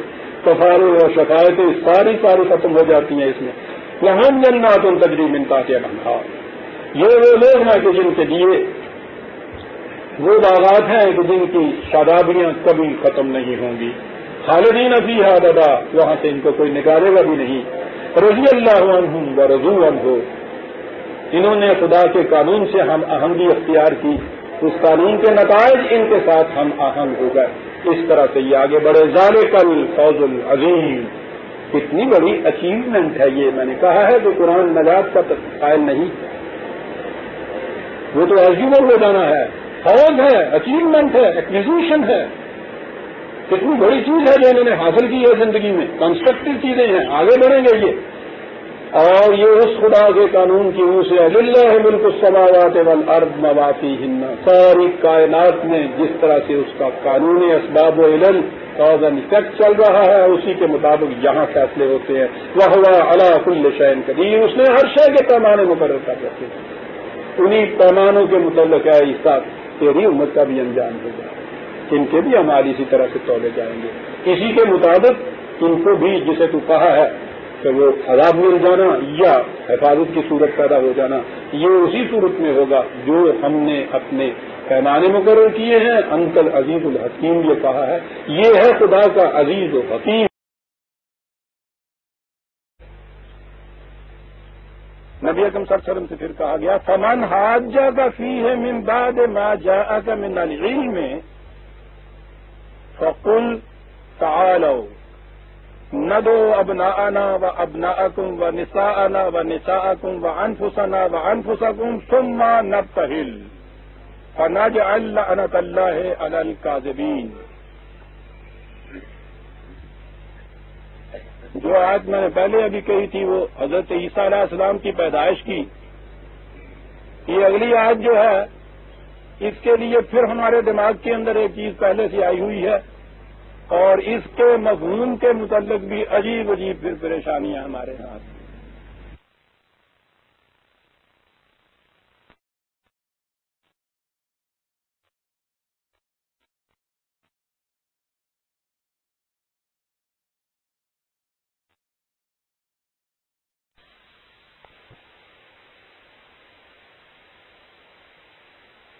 بھی عجیب عجیب پھر پریشانیاں ہمارے ہاتھ. عام طور پر اس کے متعلق جو ترجمہ کیا جاتا ہے اور سمجھا جاتا ہے اور وہ تمام تفاسیر میں آپ کو ملے گا جو پہلے لکھی گئی، وہ اس لیے کہ روایات میں یہ چیز ہمارے آئی ہوئی ہے. ہماری تفاسیر جتنی روایات پر مبنی ہیں، روایات بھی رسول اللہ کی وفات کے قریباً 200-250 سال بعد مدون ہوئی، زبانی کسی تحریری میٹیریل کے بغیر، اور ان روایات کے اوپر ہماری تفاسیر مرتب ہوئی. ظاہر ہے کہ ان کی حیثیت کیا رہ جاتی ہے.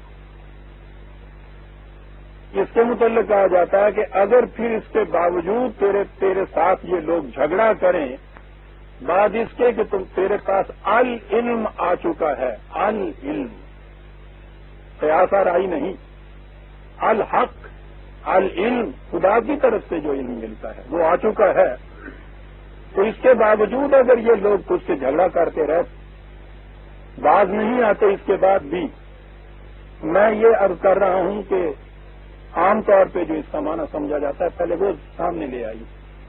تو پھر ان سے تم کہو کہ آؤ ہم بھی اپنے آدمیوں کو اپنی عورتوں کو بلا لیتے ہیں، خود بھی ساتھ شامل ہو جاتے ہیں، تم بھی اس طرح سے اپنے ہاں ان چیزوں کو بلا لو. بات کیا ہوئی میں آگے پھر بیان کروں گا کہ کیا سمجھا جاتا ہے. روایت میں ہے کہ رسول اللہ کے پاس نجران کے قبیلے کے عیسائی آئے، آپ نے ان کو اپنی مسجد میں ٹھہرایا، اس کے بعد ان کے ساتھ اسی پیدائش حضرت عیسیٰ علیہ السلام کے متعلق کوئی باتیں ہوئیں. جو کچھ آپ نے ان سے یہ کہا وہ مطمئن نہ ہوئے. پہلے تو یہی سوچیے کہ اگر آپ نے ان سے یہی کہا ہوتا کہ بھائی ہم بھی مانتے ہیں کہ وہ بن باپ کے پیدا ہوئے تھے، تو جھگڑا کاہے کا رہتا تھا.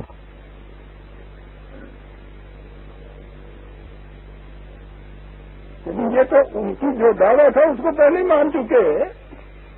وہ قرآن کہتا ہے اس کے باوجود یہ نہیں مانتے، جھگڑتے چلے جاتے ہیں، راضی نہیں آتے. بات صاحب ان سے ہم نے کہہ دی ہے پھر بھی جھگڑ رہے ہیں. اختلاف تھا نا بنیادی ان دونوں میں. کیا بات ہے قرآن کی. کہ جی وہ پھر بھی جھگڑتے رہے تو پھر کیا ہوا کہ آپ نے ان سے کہا کہ بھائی بات یوں صاف نہیں ہوتی, آؤ اب آخری اربع ہے, تم اپنے کنبے والوں کو لے آؤ, میں اپنے کنبے والوں کو لے آتا ہوں. نبتہل اس کے معنی ہوئے مبالغہ کر لو جی. آیا نا ذہن شریف میں آپ کے بات کہاں پہنچ رہی ہے. پھر کیا کرو, فناجا اللہ اللہ حلال کاذبین, ادھر تم بیٹھ جاؤ ان کو لے کے, ادھر میں بیٹھ جاتا ہوں, ایک دوسرے پہ لانتیں بھیجتے ہیں. چلو ذرا دو دیا لانتیں بھیجو, جٹ گئے. اللہ اکبر. کہ بے خبر سے مقام محمد عربیس, ایک پیغمبر کا یہ مقام ہے جو یہ کہتا ہے کہ میں اپنے ہر دعوے کو دلیل سے پیش کرتا ہوں. ہاتھوں برہانکم ان کنتم صادقین, سچائی کی دلیل یہ ہے کہ دلیل پیش کرو. وہ اس مقام پہ آ جائے گا پھر کہ تم, اور پھر اپنے آپ کو لو, اپنے بال بچوں کو ساتھ لو, تم بھی لو میں بھی لیتا ہوں. قوم بیٹھ جاتے ہیں ایک دوسرے کے سامنے, فناجا اللہ اللہ حلال کاذبین, اور اس کے بعد کہتے ہیں خدا جھوٹے کی اوپر لعنت برسائے, تم بھی کہو میں بھی کہتا ہوں. یا اللہ یا اللہ.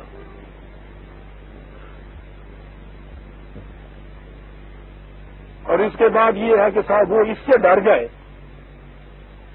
اور انہوں نے کہا کہ صاحب وہ تو جھوٹے پہ لعنت برساتا ہے, ہمیں یہ نہیں قبول کرنا چاہیے چیلنج. یعنی انہوں نے سچا اس کو تسلیم کر لیا نا, اور وہ میدان چھوڑ کے بھاگ گئے اور کہتے ہیں یہ اس طرح سے محمد رسول اللہ صلی اللہ علیہ وسلم کے دعوے کی صداقت کا ثبوت مل گیا. وہ عیسائی کے عیسائی رہے, سمجھے نا. اس کے باوجود وہ ایمان نہیں لائے, کیلی بھی کیتا رکھا بھی کھاتا. سوچیے عزیزان من کہاں ہم پہنچیں گے. بڑی ہوئی ہے ہماری کتب احادیث ان روایات سے, تفسیر ہو رہی ہے اس کی بنا پر. کوئی نہیں سوچتا کہ ہم رسول کو کس مقام پہ لا رہے ہیں. عزیزان ایمان تصور میں لائیے اس نقشے کو کہ رسول اپنے بال بچوں کو لے کے بیٹھا ہوا ہے, سامنے ان کو بٹھایا ہوا ہے, وہ لانتیں بھیج رہے ہیں ایک دوسرے کے اوپر. وہ کہتے ہیں اس طرح سے بات جو ہے صداقت ثابت ہو جاتی ہے. صداقت کے ثبوت کا یہ طریق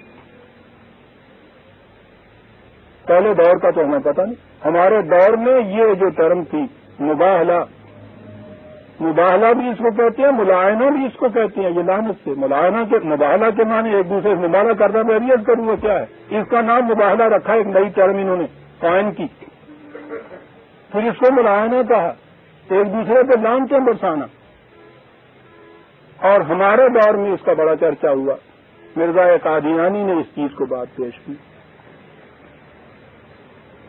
جہاں کہیں دلیل نہ ملی, جہاں کہیں اس سے عاجز آئے, اس کے بعد کہا مبارک کر لو. روز آپ سنتے ہوں گے نظر آج سے مبارک کر لو. کیا کر لو؟ پھر وہ جو ان کا مشہور ہے مبالغہ کہ سچے کی زندگی میں جھوٹا مر جائے, لعنت بھیجو, کرو انتظار. وہ مشہور ہے وہ چیز. مجھے عزیزان من فرقہ دارانہ بحثوں میں الجھنے کی ضرورت نہیں ہوتی, اس لیے کہ میں کسی فرقے سے متعلق ہی نہیں ہوں. میں ان باتوں کو بیان کرتا ہوں واقعات کی ضرورت سے. واقعات کس طرح سے یہ ہوتے ہیں. مشہور ہے کہ انہوں نے مولوی ثناء اللہ کے ساتھ یہ مباہلہ کیا, سچے کی زندگی میں جھوٹا مر جائے. ثناء اللہ جیتے رہے, یہ فوت ہو گئے, پڑ گئی مصیبت. لیکن انہوں نے کہا کہ نہیں صاحب گھبرانے کی ضرورت نہیں ہے, ہمیں تفسیر بھی آتی ہے. اپنا مدعا کہ یہ الگ ہی تفسیریں ہونی اس کی. ایک غلط اینٹ رکھی جائے بنیاد میں, تاسویہ میر دیوار کج, یہ سوال ہی نہیں ہے بے عزیزان من. نہ مباہلہ اس کو کہتے ہیں, نہ نبی کی شان یہ ہے کہ وہ لعنتیں بھیجے. اور ان کے ہاں جب ان سے کہا کہ صاحب یہ دیکھیے مرزا صاحب نے اپنی کتابوں میں اتنی گالیاں دی ہیں اور وہ بالکل بازاری سطح کی گالیاں ہیں، زبان زور نہیں دیتی، ان کا اعادہ کیا جائے تو کہا گیا کہ یہ کیا چیز ہے، کہنے لگے انہوں نے دیا کیا ہوا؟ قرآن شریف میں دیکھو لکھا ہوا ہے کہ دان ٹیبر صاحب تو دانا تو سب سے بڑی چیز ہوتی ہے، بہت تمو ہے۔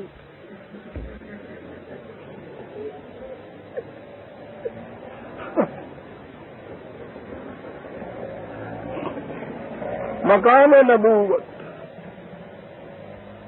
ذہن میں ہی نہیں آتا ان کے ساتھ، تو کمبخت تو نبوت تو ہے ہی نبوہ سے، جس کے معنی ہی بلندی کے ہیں، اپنے سے کچھ تو اونچا کرو اس کو۔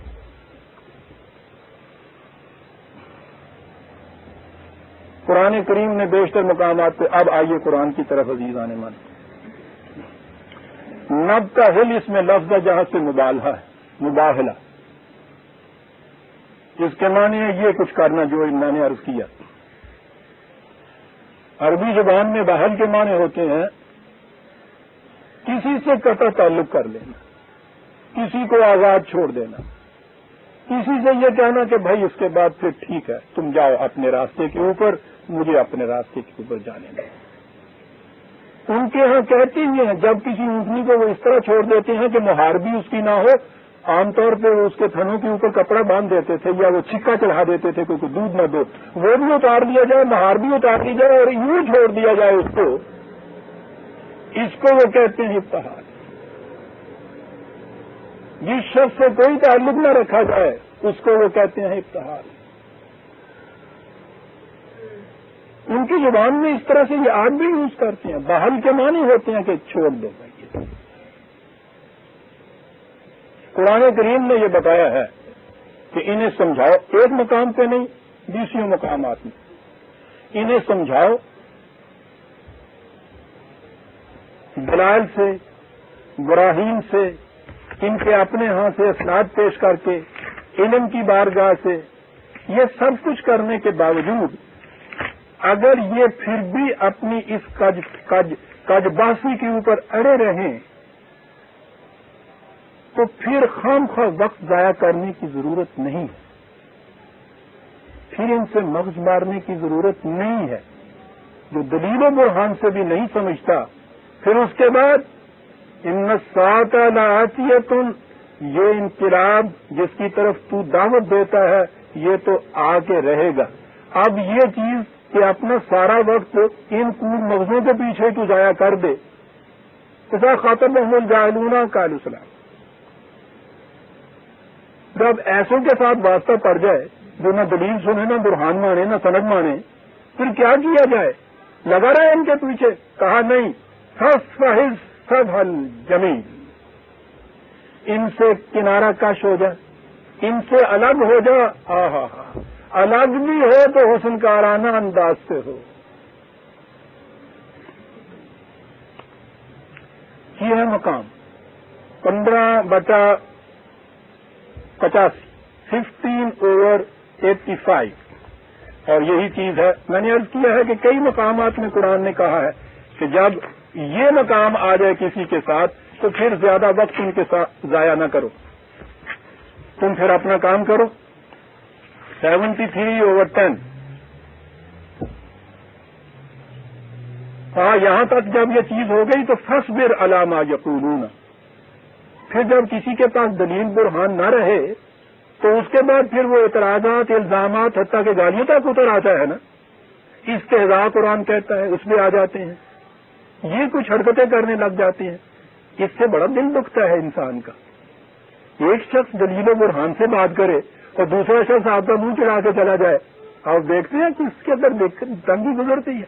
فاصبر علی ما یقولون، یقولون ہے، اب ان کے پاس کوئی دلیل برہان نہیں رہتی، اب جو بکواس یہ کر رہے ہیں اس سے تنگی نہ محسوس کر، دل برداشتہ نہ ہو جا، استقامت سے جمع رہو، وَاهْجُرْهُمْ هَجْرًا جَمِيلًا، ان سے کنارہ کش ہو جا، چھوڑ دے۔ یہاں بھی وہ کہا ہے حجرن جمیلن، گالی دے کر نہیں، نہایت حسن کارانہ انداز سے۔ جمیل کا لفظ آیا ہے عزیزان من، انتہا ہے خوبصورتی کی جس میں. رسول تو جس کو گلے لگاتا ہے اس کو بھی جمال کی حیثیت سے لگاتا ہے، اور جس کو وہ چھوڑتا ہے وہاں کہا ہے کہ جمال کی حیثیت سے چھوڑ. لعنت برسائے گا یہ رسول اس کے اوپر. جس کے متعلق کہا وَمَا أَرْسَلْنَاكَ إِلَّا رَحْمَةً لِّلْعَالَمِينَ، اور عالمین کہا ہے اس نے، تو صرف مومنین تو نہیں کہا ہے. جو عالمین کے لیے رحمت بن کے آیا ہے وہ ان لوگوں کے اوپر لعنتیں برسانا شروع کرے گا. وَهْجُرْهُمْ هَجْرًا جَمِيلًا، مقام نبوت ہے. وہ گالیاں دے رہے ہیں، استہزاء کر رہے ہیں، تکذیب کر رہے ہیں، الزامات عائد کرتے ہیں، بات نہیں سنتے، کچھ نہیں. کنارہ کش ہو جا، حسن کارانہ انداز سے کنارہ کش ہو. چھوڑ دینا یہ وہ مقام ہے. آ جائیے اب قرآن کے ان مقامات کے بعد آئیے ادھر. اور ابتحال کے معنی میں نے ابھی عرض کر دیا، کسی قرآن کے عربی زبان کے مستند لغت میں دیکھیے کہ بحالہ کے معنی کیا ہوتے ہیں. کہا کہ فمن حاجک فیہ من بعد ما جاءک من العلم، جو اس طرح سے العلم آ جانے کے بعد بھی اس طرح سے کٹ مجتی کرتے چلے جائیں، یوں ہی جھگڑا کرتے چلے جائیں، اب کوئی بات ہی نہ سنے، بات ہی نہ مانے، اس کے بعد کیا کہو یہ کہ بھائی سیدھی سی بات ہے، ہمارے سارے متعلقین جتنے بھی ہیں، تمہارے متعلقین جو تمہارے ساتھی اور ہیں، مرد اور عورت، بال بچے، جو کچھ بھی ہے تمہارے اہل خاندان، تمہارا اور ہمارا، اس کے بعد افتراق ہے. ھذا صراط بینی و بینکم، تمہارا اپنا راستہ ہے، میرا اپنا راستہ ہے. تم اپنے گروہ کو لے لو، میں اپنے گروہ کو لیتے ہیں. ثم ابتہل، اور ایک دوسرے کو آزاد چھوڑ. کیا بات کہی ہے، جھگڑا کاہے کا؟ اس لیے خام خواہ کے لیے تم جھاڑ مان کر لپٹے چلے جا رہے ہو. نہیں بابا، میرے پاس اتنی فرصت نہیں ہے. کیا کیا جائے اس کے بعد؟ عزیزان مان، 6/136 عجیب مقامات ہیں قرآن کے.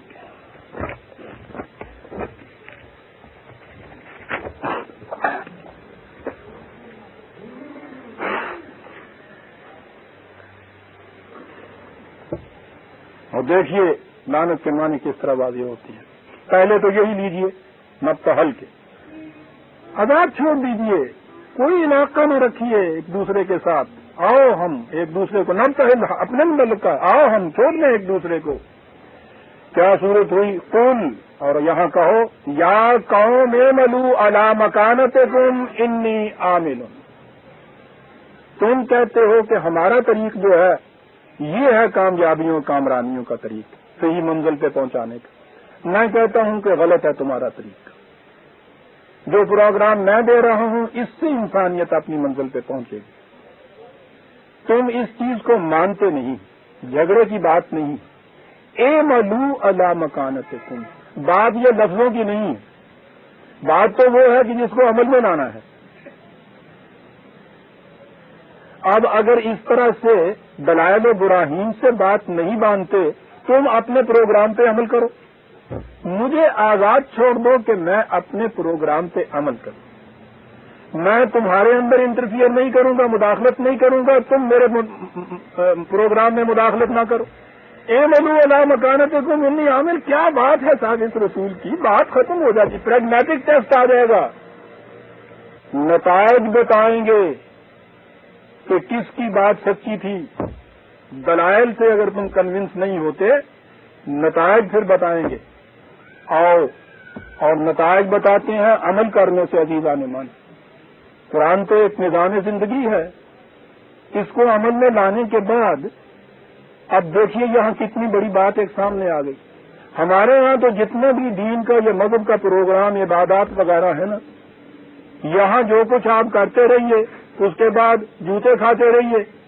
نتائج اس کے قیامت میں جا کے برپا ہوں گے، پیدا ہوں گے، مرتب ہوں گے. قیامت برحق ہے، لیکن تصور یہ ہے کہ نہیں ہوں گے، اس لیے کہ اگر آپ اس کو کہیں لوگوں سے کہہ دیتے کہ یہاں نتائج مرتب ہوں گے تو جس حالت میں ہم گزر رہے ہیں، یعنی کون آپ کے قریب آتا اور کون آ رہا ہے آپ کے قریب؟ وہ کہہ رہا ہے رسول ان سے کہ جاؤ اپنے پروگرام پہ تم عمل کرو. کتنی بڑی آزادی دے رہا ہے وہ اس کو. کہیں اس مخالف کو نہ اینٹ مارتا ہے، نہ پتھر مارتا ہے، نہ گالی دیتا ہے، نہ کہیں وہ گھراؤ کرتا ہے، نہ پتھراؤ کرتا ہے، گالی تک نہیں دیتا ان کو. کہتا ہے کہ تم اپنے کام پہ کام کرو، دیکھو پھر اس کے بعد مجھے کام کرنے دو اپنے مطابق. صوفہ تعلمون، صوفہ دیکھیے یہاں، اور فے جو ہے اس کے اندر، اس کے معنی یہ ہے کہ اس کا نتیجہ نکلے گا. فے کے معنی یہ ہے، صوفہ کے معنی ہے بڑی جلدی. تعلمون، پھر سمجھ جاؤ گے تم بہت جلدی. من تکون لہو عاقبۃ الدور، انجام کار کس کا خوشگوار ہوتا ہے، فوراً سمجھ میں آ جائے گی بات. اور وہاں تم دیکھو گے کہ انہ لا یفلح الظالمون. آج میں نظری طور پہ تم سے کہتا ہوں کہ ظالم کی کھیتی پنپا نہیں کرتی. بات تمہاری سمجھ میں نہیں آتی نا، کوئی بات نہیں، جھگڑنے کی کوئی بات نہیں. تم جاؤ یہ ظلم و ناانصافی کے راستے کے اوپر چلے جاؤ، کرو دھاندلیاں، کرو ناانصافیاں، کرو نامساوات پیدا اس معاشرے کے اندر. دلیل سے سمجھا رہا ہوں، نہیں بات سمجھ میں آتی، کرو تم اس کے مطابق. میں عدل و انصاف کے مطابق ایک معاشرہ قائم کرتا ہوں. نتائج خود بتا دیں گے کہ من تکون لہو عاقبۃ الدور. انجام کار پھر کس کی کھیتی پنپتی ہے، یہ بات ظاہر ہو جائے گی. کہا کہ آؤ، وقت ضائع نہ کرو، کٹ حجتیوں میں نہ پہنچو، تم اپنے ہاں کام کرو، مجھے یہاں کام نہ کرنے دو. یہ ہے ابتحال، یہ ہے مباہلہ. Don't interfere. میں بھی انٹرفیئر نہیں کرتا، کام کرنے دو. اس کے بعد کیا چیز نظر آ جائے گی، وہی جو وہاں کہیں. عربی زبان میں لانا کے معنی ہوتا ہے خوشگواریوں سے محروم رہ جانا. کہا کہ یہ اس طرح سے آزاد چھوڑ دو، مجھے بھی تم بھی آزاد رہو، مجھے اپنی جگہ کام کرنے دو، تم اپنی جگہ کام کرتے چلے جاؤ. اور اس کے بعد نتائج بتا دیں گے کہ جو جھوٹا ہے وہ زندگی کی خوشگواریوں سے محروم رہ جائے گا. بیٹھ کے ایک دوسرے پہ لانتے نہیں برسا رہے.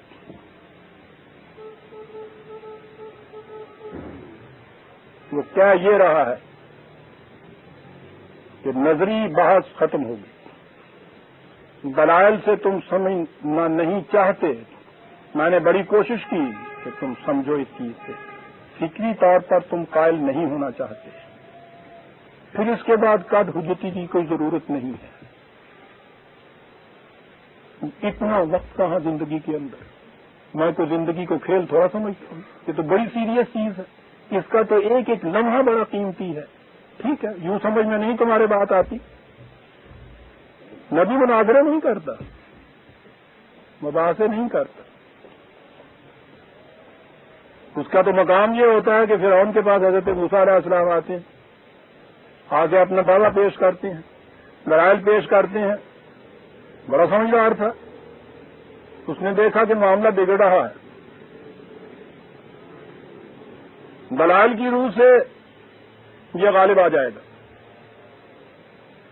اس نے وہ راستہ اختیار کیا جو ہم ہر مذہب پرست راستہ اختیار کرتا. کہا کہ موسیٰ یہ بتاؤ، یہ بات پھر کر لیں گے، یہ بتاؤ کہ یہ اہل دربار بیٹھے ہوئے ہیں، وزراء عمراء سارے مشرکین، وہ بھی ان کے باپ دادا بھی اسی طرح سے مشرک. کہا کہ یہ بتاؤ کہ یہ جتنے یہ بیٹھے ہوئے ہیں ان کے اسلاف کی کیا حالت ہے، جنت میں یا جہنم میں؟ سیدھی سی بات تھی کہ یہ کہے گا جہنم میں ہے. اور جو ہی اس نے کہا دیکھو کیا کہہ رہے ہیں تمہارے فلاں حضرت صاحب کو، اور پٹوا دیا. معاملہ ختم ہوا. دیکھا یہ حکمت ہے فرعونی. اسے پتا نہیں تھا واسطہ کس سے پڑا ہوا ہے. اس نے کہا کہ کیا حالت ہے ان کے اسلاف کی؟ کہا علم عند اللہ کی کتاب. ان کا معاملہ میرے خدا کے حساب کتاب کے رجسٹر میں ہے. تم بتاؤ بنی اسرائیل کو چھوڑتے ہو کہ نہیں؟ یہ ہوتا ہے نبی پریکٹیکل مین. مناظروں میں نہیں الجھتا, مباحثوں میں نہیں الجھتا. اس نے کہہ دیا ان سے کہ میں نے تمہیں سمجھانے کی کوشش کی, تم نہیں سمجھتے, معاملہ ختم کرو, جاؤ اپنے طور طریقے پہ تم کام کرتے چلے جاؤ, مانتے چلے جاؤ کہ جو شخص مسیح کے کفارے کے اوپر ایمان لائے گا اس کی نجات ہو جائے گی. اور اس کے بعد جو اس عقیدے کے بعد جو امت تیار ہوگی, جو قوم تیار ہوگی, پھر اس میں اخلاقی اقدار کو ڈھونڈتے پھرنا.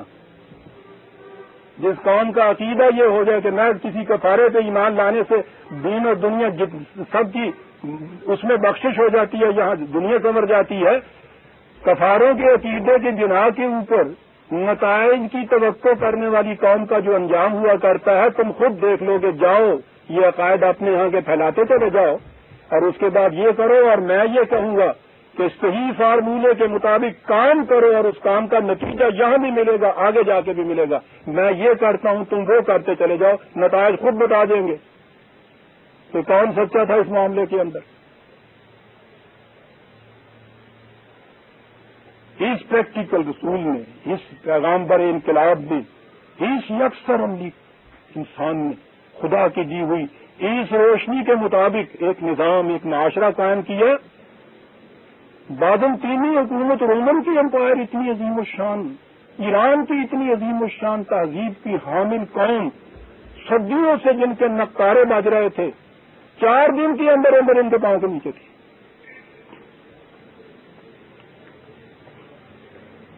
نتائج نے خود بتا دیا کون جھوٹا ہے اور کون سچا ہے. کہا یہ ہے اب طریقہ کام کرنے کا, یہ ہے جو کچھ میں کہتا ہوں. اور یہ کچھ کہنے کے بعد کہا ان قرآن کا بیان, ان ھذا لہو القصص الحق. یہ جو ہم نے بیان کیا ہے بات, کس سے انتہا بھی ہیں, داستانیں انہوں نے بھی تراشی ہوئی ہیں, لیکن جو صحیح واقعہ ہے, جو صحیح بات ہے, وہ یہ ہے جو ہم نے بیان کی ہے. اور یاد رکھو بات کا ملخص کیا ہے, وَمَا مِنْ إِلَٰهٍ إِلَّا اللَّهُ. حضرت عیسیٰ کو بن باپ پیدا کر کے اس کو الوہیت کے مقام کے اوپر پہنچانا, ان سے کہہ دو کہ شان الوہیت صرف ایک خدا کے لیے سزاوار ہے, کسی اور کے لیے نہیں ہے.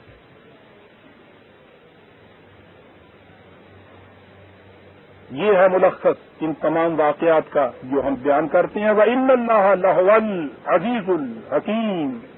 اور وہ ہے صاحب اقتدار, غلبے کا مالک ہے, دھاندلی سے نہیں غلبہ پیدا کرتا, حکمت پہ مبنی ہے, ریشنلی ہر چیز وہ کرتا ہے, قانون کے مطابق کرتا ہے, سائنٹیفکلی اس کے یہ پروسیس ہوتے ہیں. حکمت میں تمام چیزیں آ جاتی ہیں عزیزان مان. تمہاری عقیدت مندیاں چاہتی ہیں کہ کوئی عجوبہ ہونا چاہیے اس کے اندر. فلاں بزرگ صاحب یہاں آئے اور انہوں نے آ کے وہ اس علاقے کے اندر تمام ہندو بستے تھے اور مشرق بستے تھے, انہوں نے آ کے ساتھ دیکھا کہ وہ روز دریا کے اوپر یہاں سے وہاں تک پیدل چل کے پار چلے جایا کرتے تھے, وہاں سے واپس آ جایا کرتے تھے, اور سارا علاقہ مسلمان ہو گیا. صاحب نہ کوئی دریا ٹپن والا ہے, نہ کوئی مسلمان ہے. کسی دور میں سامنے نہیں یہ کرنے والا ہوتا. آپ دیکھیں گے حضرت صاحب وہ جو جن کا وصال ہو گیا ہے, انہوں نے یہ داستان ساریاں دی. اس طریقے کے اوپر ایمان لانے والے, اور اگر لائے تھے آج ہی بیٹھے ہوئے ہیں نا سارے سے, یعنی یہ ایمان کے بڑے ہو جو حقیقت پیدا کرتا ہے. جو میں تاخی جمنی ہے اور بھی جمنا ہے. ہاں, ساری دنیا کی توہم پرستیاں, ساری دنیا کی جہالت, نسبت, زبون حالی, ذلت, مسکنت, ساری اس قوم کے اوپر مسلط. اگر وہ ٹھیک کہتے ہیں تو میں کہتا ہوں ٹھیک ہی کہتے ہیں. اس طرح سے ایمان کا یہی نتیجہ ہو سکتا ہے. نبی یہ چیزیں نہیں کرتا عزیزان میں. کسی معاملے کے اندر وہ کہیں کوئی چیز سپر نیچرل نہیں لاتا. صرف ایک وہی ہے جس کو وہ یہ کہتا ہے کہ یوں ملتی ہے. اس کو بھی اس بنا پہ نہیں منواتا کہ تم مانو کہ مجھے یوں ملتی ہے. وہ کہتا ہے کہ یہ ہے جو کچھ ملا ہے مجھے, اسے لے جاؤ اور اس میں جا کے گھر کو غور و فکر کرو, پرکھ کے دیکھو, عمل میں لا کے دیکھو. اگر یہ وہ کچھ کر دیتا ہے جو کچھ یہ کہتا ہے تو کہہ دو کہ یہ سچا ہے. سیدھی سی بات ہے. کتنی ریشنل اپروچ ہوتی ہے اس کی.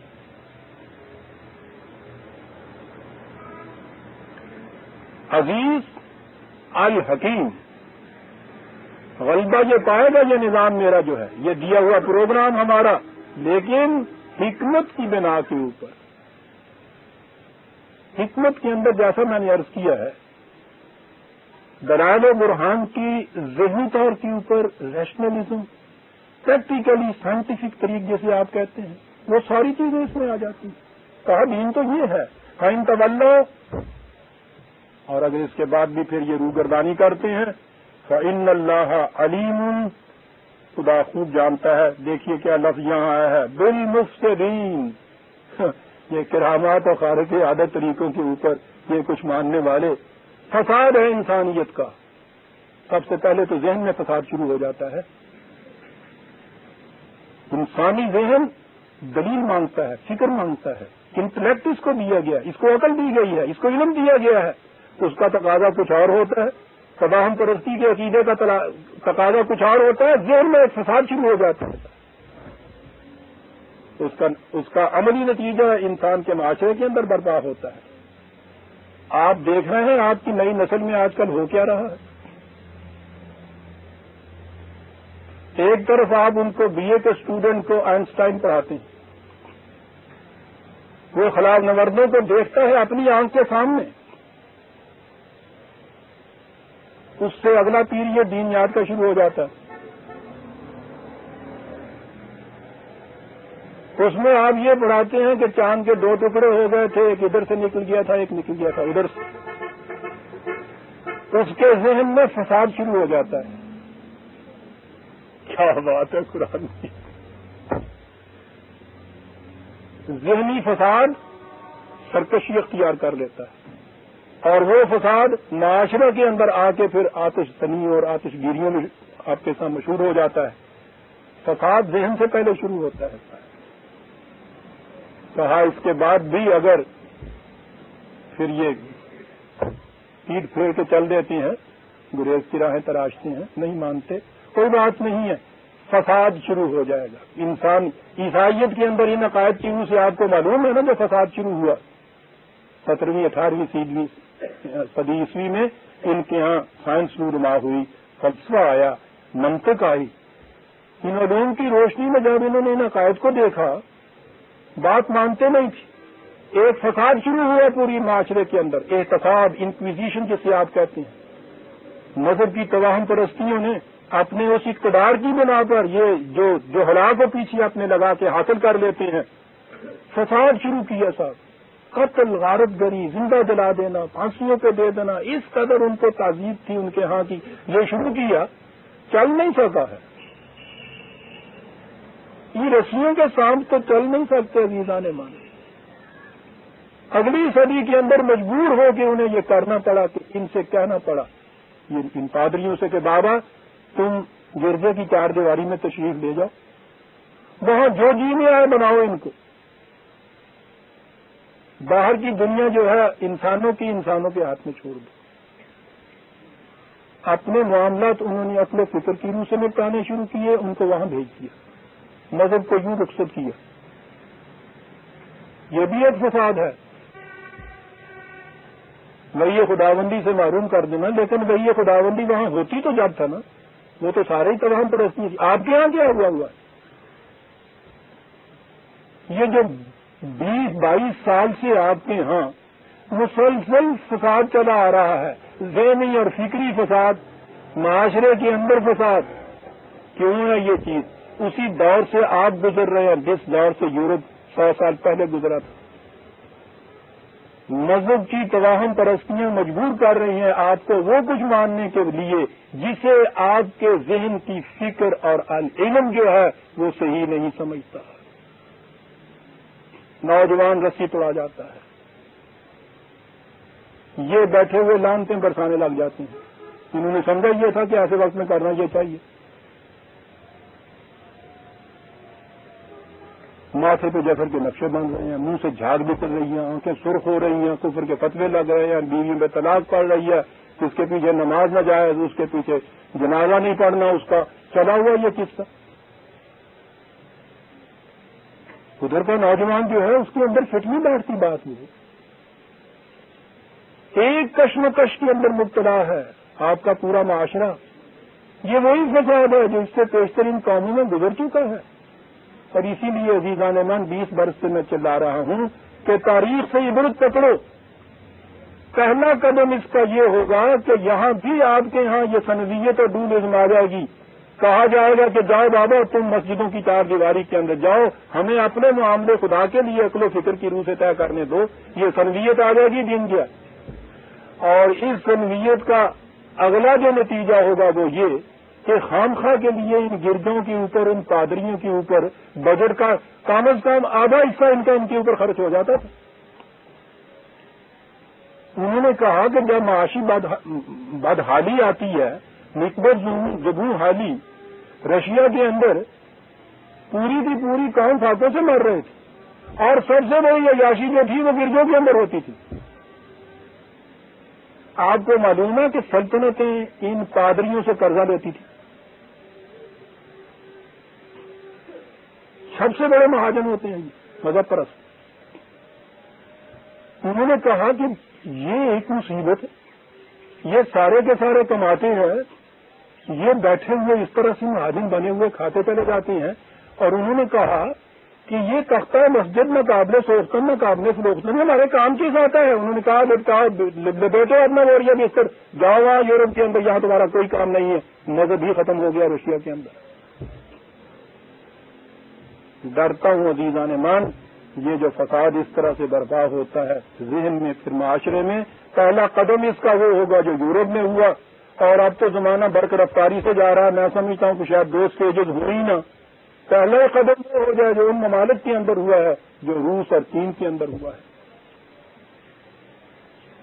ان اللہ علیم بالمفسدین. خدا جانتا ہے پھر اس کے بعد خوب واقف ہے کہ اس سے کیسا فساد پیدا ہوتا ہے اور اس فساد کا نتیجہ کیا ہوتا ہے. علاج اس کا کیا ہے؟ ایک دعوت، عظیم دعوت، تعالوا الی کلمۃ واحدۃ سواء بیننا و بینکم. اور یہ جو چیز ہے اس کی تفصیل آئندہ درس میں اٹھا رکھتا ہوں کیونکہ آج وقت ہو گیا. سورہ آل عمران کی آیت 62 تک ہم آ گئے. اس کے لیے ایک اعلان ہے.